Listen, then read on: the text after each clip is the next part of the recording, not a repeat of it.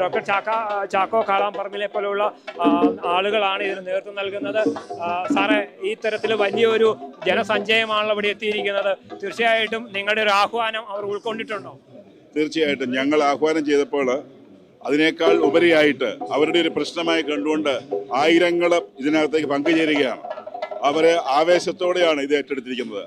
അവരുടെ ഉപജീവനത്തിനും ജീവനും നേരിടുന്ന വലിയ പ്രതിസന്ധി, അവരോട് കാണിക്കുന്ന ഈ വലിയ അന്യായം, അതിനെതിരെ മറുപടി കൊടുക്കണമെന്നുള്ള ആവേശത്തോടു കൂടി ആയിരങ്ങൾ എത്തിക്കൊണ്ടിരിക്കുകയാണ്. ഇപ്പോഴും ഒഴുകിക്കൊണ്ടിരിക്കുകയാണ് ജനങ്ങൾ ഇങ്ങോട്ട്. സ്വാഭാവികമായിട്ടും അത് ഈ പ്രതിഷേധ റാലിയിൽ അല്ലെങ്കിൽ അവകാശ പ്രഖ്യാപന റാലിയിലൂടെ അവരുടെ പ്രത്യേകമായിട്ട് ഐക്യദാർഢ്യമാണ് കാണിക്കുന്നത്.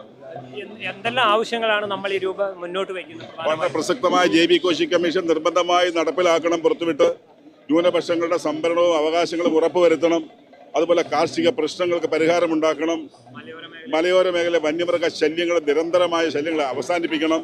പട്ടയഭൂമി പിടിച്ചെടുക്കാനുള്ള അതിൻ്റെ മറവിലുള്ള പരിശ്രമങ്ങൾ ഗവൺമെൻറ് പിൻവലിക്കണം.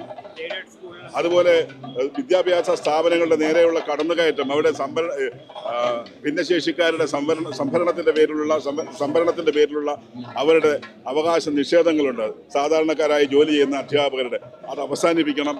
ഗവൺമെൻറ് മൈനോറിറ്റി അവകാശങ്ങളിൽ കൈകടത്താനുള്ള ശ്രമങ്ങൾ അവസാനിപ്പിക്കണം. ഇതെല്ലാം ഇതിൻ്റെ ഭാഗമായി വരുന്നതാണ്. ഒപ്പം നമ്മൾ മനസ്സിലാക്കേണ്ടത് EFL, ESA, അതുപോലെ ബഫർ സോൺ, ESZ എന്ന വിഷയങ്ങൾ പറഞ്ഞുകൊണ്ട് കർഷകരുടെ ഭൂമി അന്യാധീനപ്പെടുത്താനുള്ള സർക്കാർ നയങ്ങളും നിയമങ്ങളും പിൻവലിക്കണം. കാടൻ നിയമങ്ങൾ പിൻവലിക്കണം. ഇതെല്ലാം ഇവരുടെ ആവശ്യങ്ങളാണ്. ഒപ്പം ഇവർക്ക് ന്യായമായ ന്യൂനപക്ഷ അവകാശങ്ങൾ ഉറപ്പുവരുത്താൻ ഇവർ സർക്കാരിന് കഴിയുന്നില്ലെങ്കിൽ ശക്തമായ തിരിച്ചടി ലഭിക്കുമെന്നുള്ള ഉറച്ച പ്രഖ്യാപനമാണ് ഈ 10,000 പങ്കെടുക്കുന്ന റാലി. തീർച്ചയായിട്ടും ഇത്തരം ഒരു ആവശ്യങ്ങൾ നമ്മൾ ഈ റാലിയോട് കൂടി സർക്കാർ പരിഗണിക്കുമെന്ന് പ്രതീക്ഷിക്കുന്നുണ്ടോ?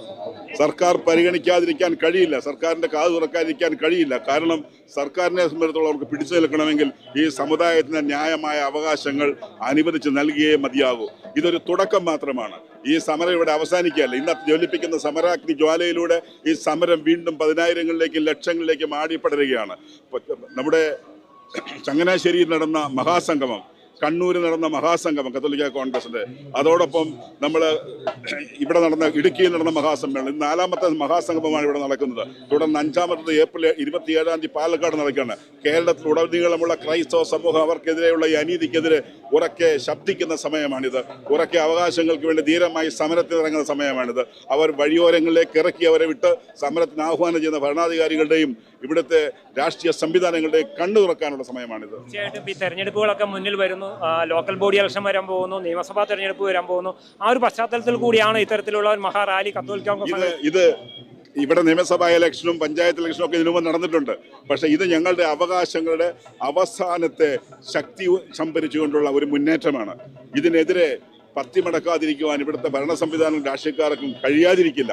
കാരണം ഇവിടെ വരുന്ന മഹാഭൂരിപക്ഷം എന്ന ക്രൈസ്തവ സമൂഹത്തെ അവരെ ഒന്നടങ്കം തഴഞ്ഞ് അവരെ നിഷ്കരണം കാലിൽ ചവിട്ടിത്തേച്ച് അവരവരുടെയൊക്കെ വോട്ട് ബാങ്കാണ്, അവരുടെ ഫിക്സഡ് ഡിപ്പോസിറ്റ് ആണെന്ന് മനസ്സിലാക്കിക്കൊണ്ട് അവരെ തെരുവോരങ്ങളിലേക്ക് ഇറക്കുന്ന രാഷ്ട്രീയ പാർട്ടികൾക്ക് തീർച്ചയായിട്ടും ഇത് ഭയപ്പാട് ജനിപ്പിക്കുമെന്നുള്ളതിൽ സംശയമില്ല. പക്ഷേ ഞങ്ങൾ ഈ സമരാഗ്നി ജ്വാല ഇനിയും വീണ്ടും ജ്വലിപ്പിച്ച് അവസാന നിമിഷം വരെ ഇതുമായി മുൻപോട്ട് പോകും. ക്രൈസ്തവ സമൂഹം ഇങ്ങനെ ഒരുമിച്ച് നിൽക്കാത്തതുകൊണ്ടാണ് ഇത്തരത്തിലുള്ള ഒരു അവഗണനയൊക്കെ ഉണ്ടാകുന്നത്. തീർച്ചയായിട്ടും ക്രൈസ്തവ സമൂഹം ഒന്നിച്ചു നിൽക്കാഞ്ഞിട്ടല്ല, ക്രൈസ്തവ സമൂഹം ക്രൈസ്തവ സാക്ഷ്യം കൊടുത്തുകൊണ്ട് അവർ നിരന്തരം ന്യായമായ മാർഗങ്ങളിലൂടെ ഭരണാധികാരിയുടെ ശ്രദ്ധ തിരിച്ചുകൊണ്ടിരുന്നിട്ട് ഇതുവരെ അതിന് പരിഹാരം ഉണ്ടാകാതിരുന്നപ്പോഴാണ് 70 പ്രാവശ്യം ക്ഷമിക്കണമെന്ന ക്രിസ്തുനാഥന്റെ ആഹ്വാനത്തിന് ചെവി കൊടുത്തവരാണ്. 70 കഴിഞ്ഞാൽ എന്ത് ചെയ്യും? അതാണ് ഇപ്പോൾ കാണുന്നത്. 70 ക്ഷമിച്ചു കഴിഞ്ഞാൽ പിന്നെ എന്ത് ചെയ്യും? അതാണ് ഇപ്പോൾ കാണുന്നത്. അതുകൊണ്ടാണ് നമ്മൾ നിരത്തിൽ ഇറങ്ങിയിരിക്കുന്നത്. അങ്ങനെ ഈ താമരശ്ശേരി രൂപതയുടെ കീഴിലുള്ള